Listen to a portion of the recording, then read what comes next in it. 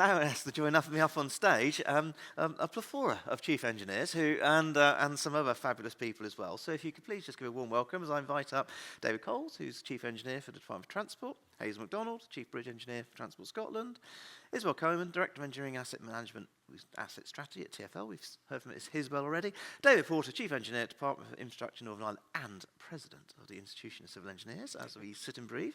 And Andrew Pearce, Co-Secretary of the Adept National Bridge Group. Please, all come up and join me on the stage. 1,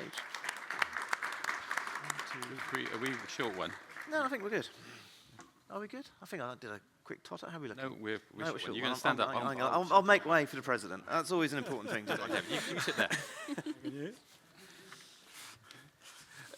Right, good, brilliant. Thank you all for joining. You'll all be very excited and pleased by Steve's report, particularly the recommendation that the Chief Engineer is a thing of value, I am sure, which is great. But let's just kick off.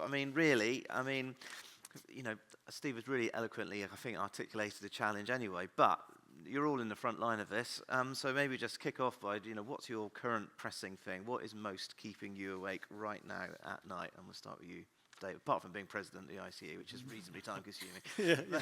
With your Northern Ireland hat on, what's president of ICE is keeping me awake at night, yes, to try and fit it all in, and as well as trying to do my day job. But in my day job, actually the things that you've outlined in your report, Steve, the fact that we are managing an aging asset, and the fact that it is an asset that each and every day citizens rely on, and so that's really what's keeping me awake. However, the reality is the situation that we face in terms of funding has always been the case. There's never been enough money to do it all. And actually, the bit that's really kept me awake is what you said about that tipping point. So it's that we're getting to a tipping point that if we let it go beyond that, we will actually lose control. And then people will turn around to us as professional engineers and say, why did you allow this happen?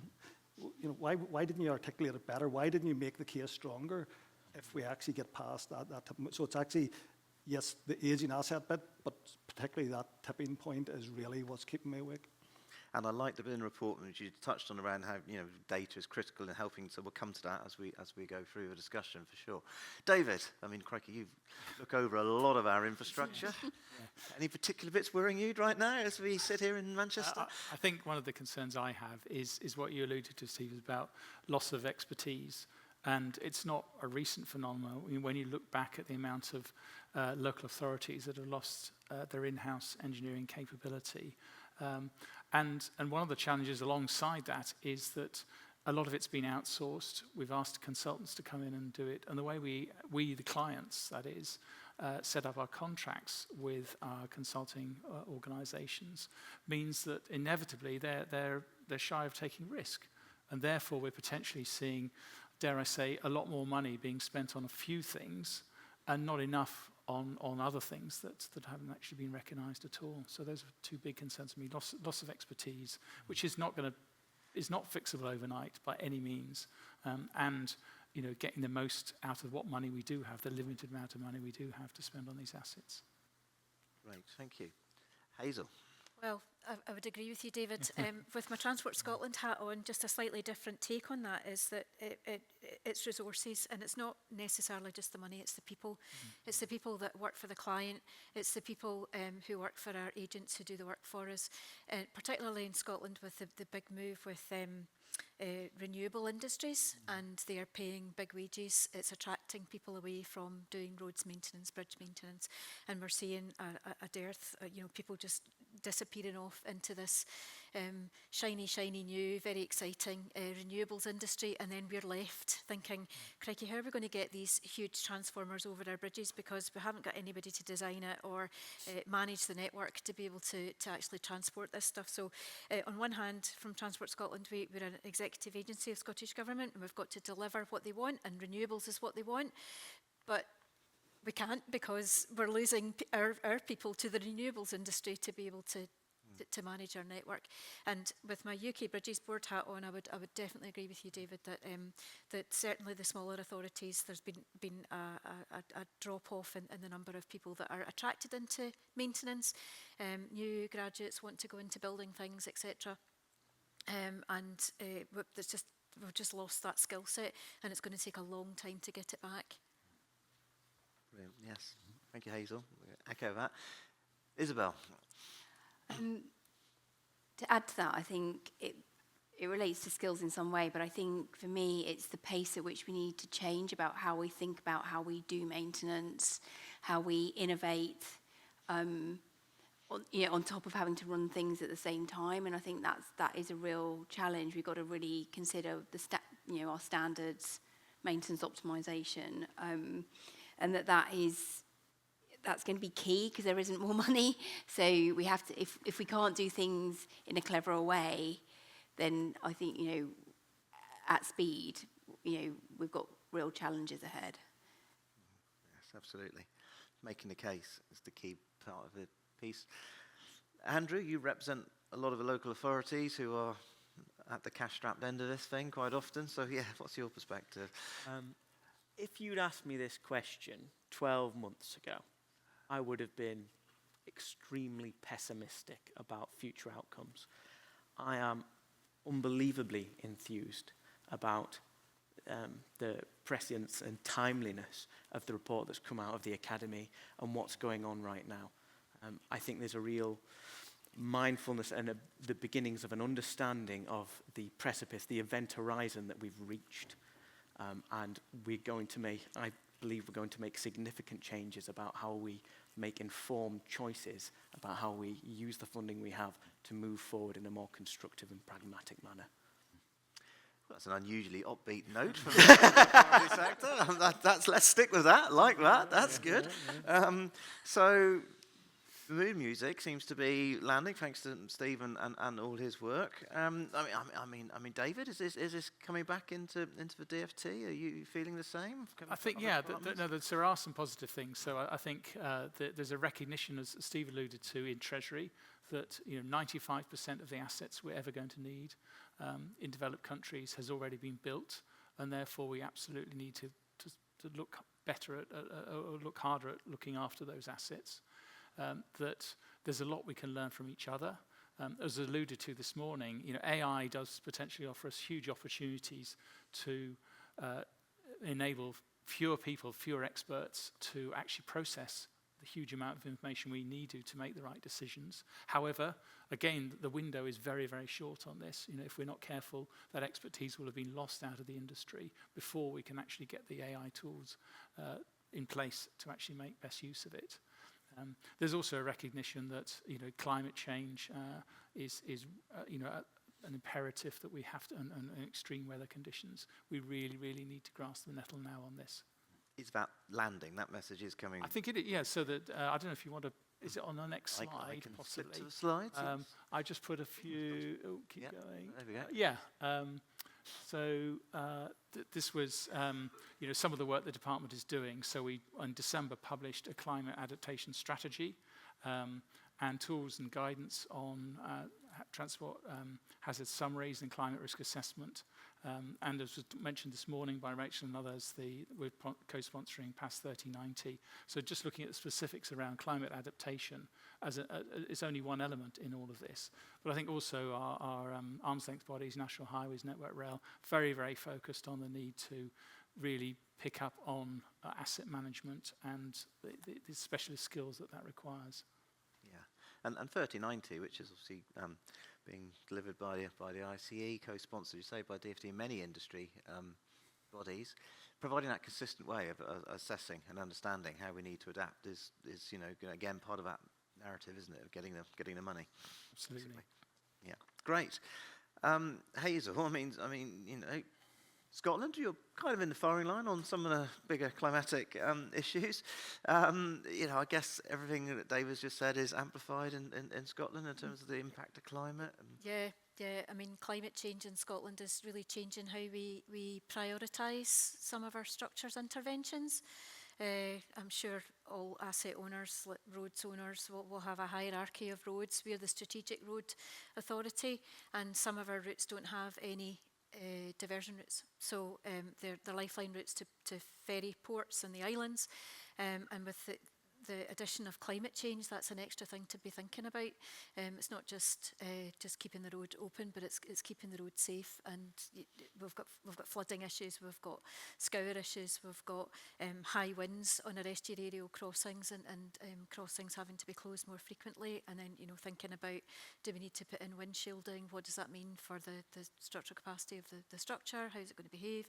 So it's just an extra thing to think about when we're prioritising, and an extra kind of funding stream that we need to be able to deal with these.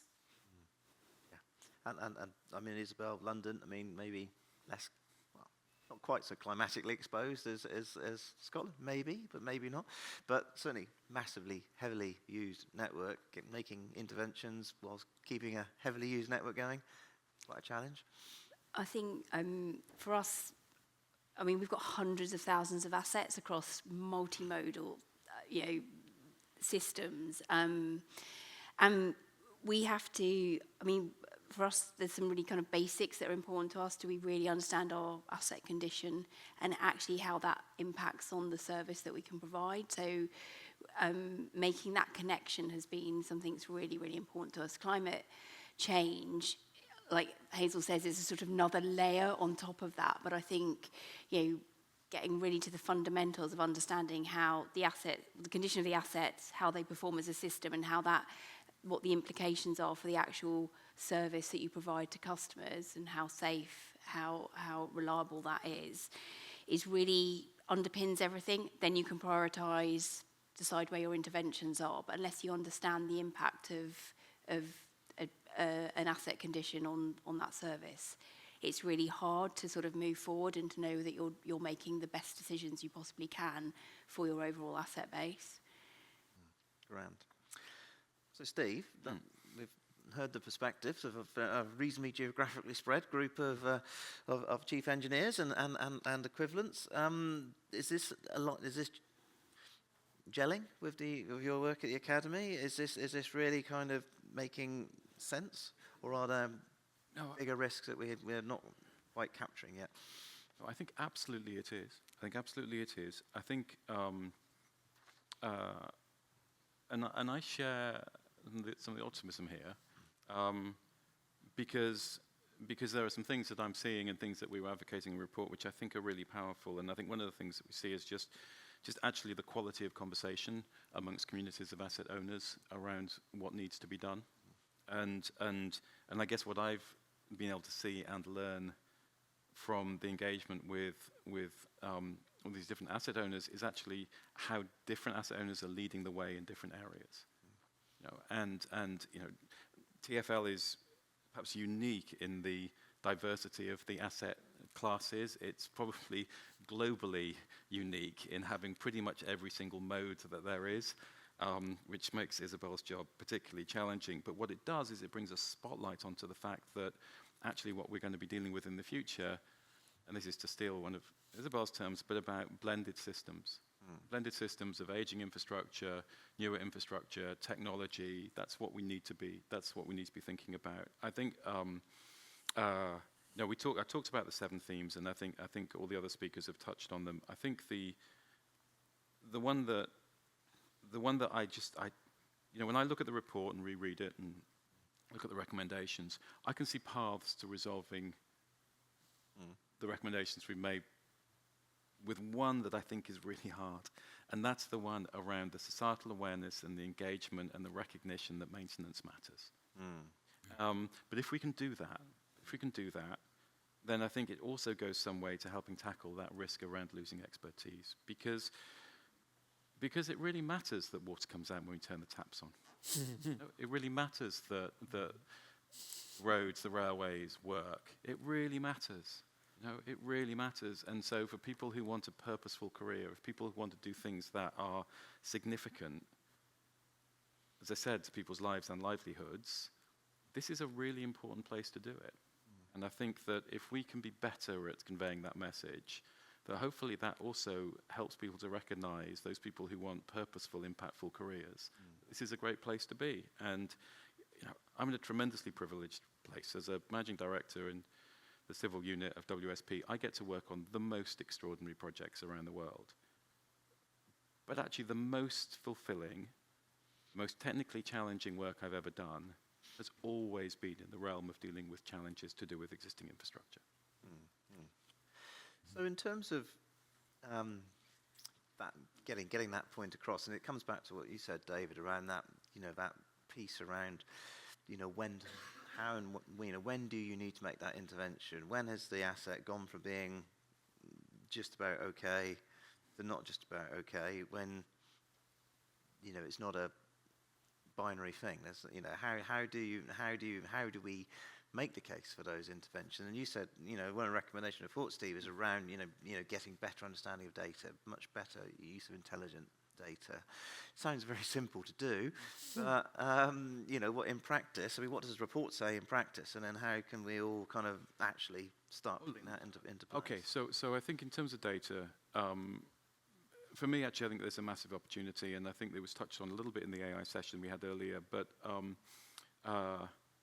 and look, you said you wanted people to be a little bit provocative in these conversations, and I'm happy to be. I personally, I think that some of the stuff that's happened around digital twins has been hugely oversold. I think there are other things that are much, much more important for us in this domain. I think the fact that we can now image structures and we can use AI tools to be able to identify and, most importantly, track the progression of deterioration and defects is massively powerful. And it unlocks opportunities for us to not just use some of the deterioration profiles that we sort of use within our modeling at the moment, but actually take a much more Bayesian approach where we perhaps use those as our priors, but we're updating them with site-specific information. Really helps us get into that point of thinking about when is the right time to be making that intervention, really being able to predict the future much more effectively than we do right now. These are the kind of things that I think are where technology and data can really help us. And I think, again, some of this conversation we've had within the academy a bit, that the large language model stuff just kind of gets all the glamour, and there's a lot of AI stuff that looks very, just gets a lot of attention. But for me, it's what we talk about in the academy as being practical AI. It's the stuff which isn't particularly glamorous. It's not the sexiest stuff. But actually, it can be some of the stuff which I think in time is going to be to prove the most impactful. And I think if we can really track condition really well, then that's going to help us hugely in terms of minimizing the disruption and optimizing the timing from interventions. Yeah, if I could jump in there, Mark, I'm very encouraged, for example, talking to Network Rail, who are using AI now to process all of the data being gathered on passenger service trains. I expect most of you are aware that traditionally railways have run their own dedicated inspection trains around every sort of 8 weeks or whatever. Very expensive to run though, and of course, they can't go very often. But now we've got lots and lots of sensors installed, mostly by the train manufacturers, actually, not necessarily by the infrastructure owners, but actually providing very useful information about asset condition. The issue is that you are talking about oodles of information, far too much for individuals to process. So the idea is to use AI and actually do things like link that with geotechnical information, the state of the embankments, to understand what's happening. But actually, I just in the lunch break bumped into Sam Roper, who's the chief analyst and head of AI in Department for Transport, and she's been working on tracking EV movements to try and understand more what's happening. But so apparently, some of you may have seen the article, the Daily Telegraph has got hold of this and is complaining government is tracking people. So we've got this dilemma of we've got all this information that most people are very happy for Google or Apple to know everything about what they're doing. But the minute its government wants to look at this asset, it's seen as Big Brother. So again, getting that message out there, look, guys, we're only trying to help. We're trying to use all this information that's out there. We want to use it for the right reasons. I mean, Hazel, some of your infrastructure assets, they got more sensors on than you can shake a stick at. So the envy of the world are some of them. So are you seeing, material returns from that? Sometimes. I mean, our bigger structures, for example, Queensferry Crossing's got so many thousand sensors on it, but we're also having to replace a lot of them because it's in a very harsh environment. We've got some sensors now on Forth Road Bridge. A lot more sensors after the Truss End link failure, and that has given us quite a lot of useful information about what else is, how articulation's moving, etc. what I don't think we need is sensors on absolutely every bridge. I'll put water level sensors on some of my scour risk structures, but there's no way that we could afford to put sensors on every bridge that we own, and what useful information would it actually give us, and we'd probably end up just spending all our money replacing the ones that are broken. And Andrew, trying to keep your positive vibes going here.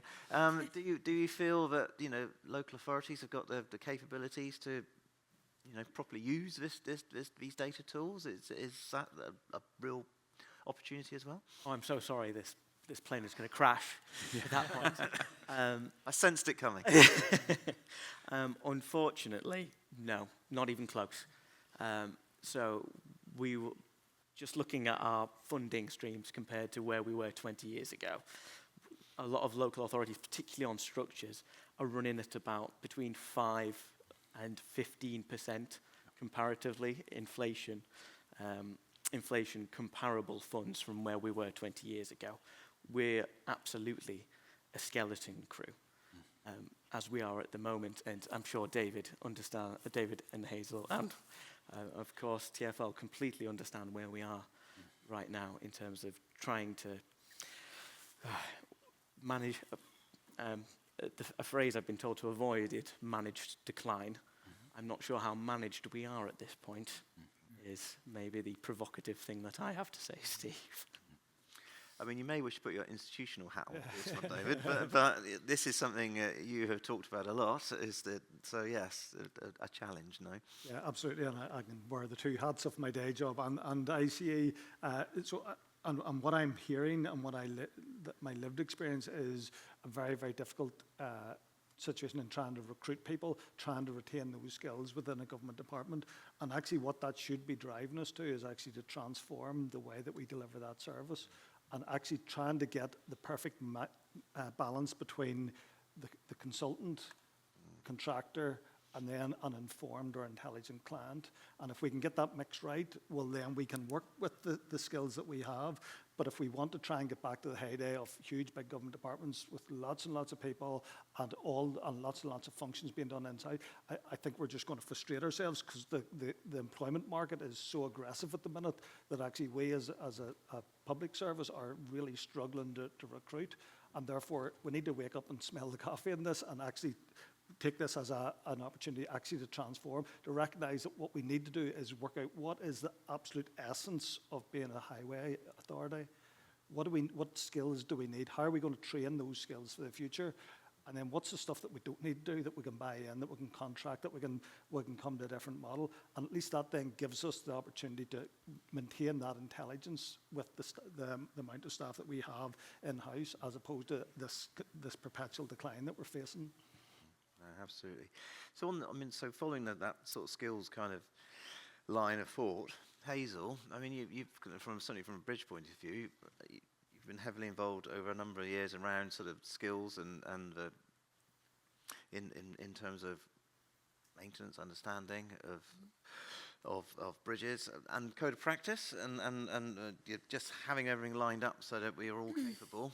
What's the latest on that?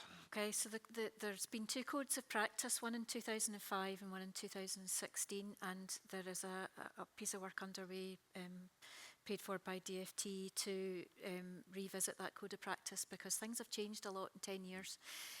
Climate change wasn't a thing in 2015-16, and carbon wasn't a thing either. So there's a huge piece of work on looking at the bridges part, the roads part, the network management, the lighting and technology, and also we're hoping to include kind of all hazards, not just winter maintenance, but all hazards, flooding, scour resilience, all that kind of stuff, all the climate change issues that we need to include in there. So the steering groups got underway in November, tail end of November last year, and the plan is to have something published by November, I think. It's going to be an online document rather than it being a printed static document, so that things can be added to. There are a number of documents in the current code of practice, well-managed highway infrastructure, that link to that will need to be updated as well, and there is hopefully a second piece of work to then update those other reference documents that are included in it. So that's a positive piece of news, because this has been something that UK Roads Leadership Group and the various boards have been pushing for quite some time. So we're getting there with the Code of Practice, so it should come out in about November time. Great.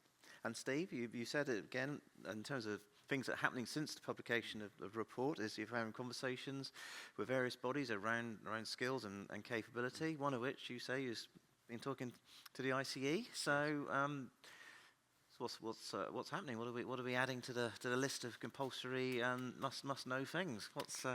We're not there yet. We're not there yet. But I think, but certainly what we're advocating was that that skills and understanding that are relevant in terms of asset stewardship are things that should form a core part of engineering education. And when you look at the core requirements at the moment, there's a lack of focus in areas around decision making, data, existing assets, where a lot of courses are orientated more towards design of new. Right.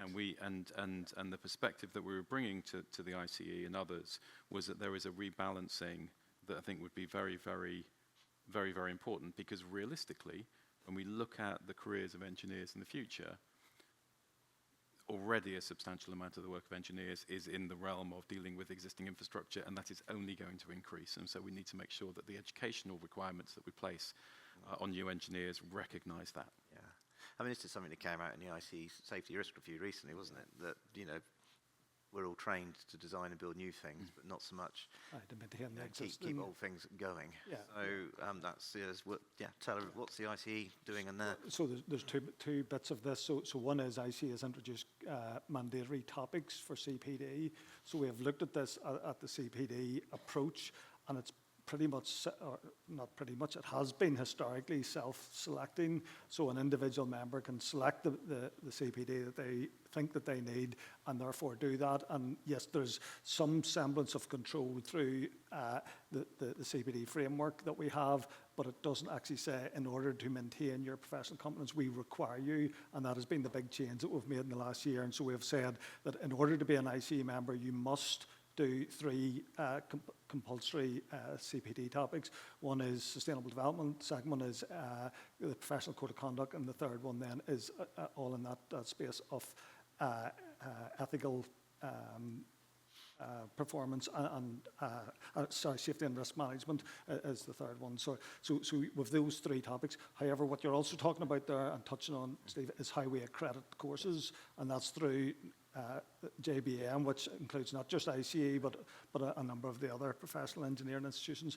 And JBM is currently looking at that to see how we can actually challenge some of the courses and some of the course content, so that we are actually bang up to date on that and reflecting the needs of industry, that we actually get graduates that actually come out and are fit to hit the ground running sooner with the skills that we need. And again, that's been part of the continual process. That JBM, we didn't set the criteria for a civil engineering qualification 25 years ago and remained.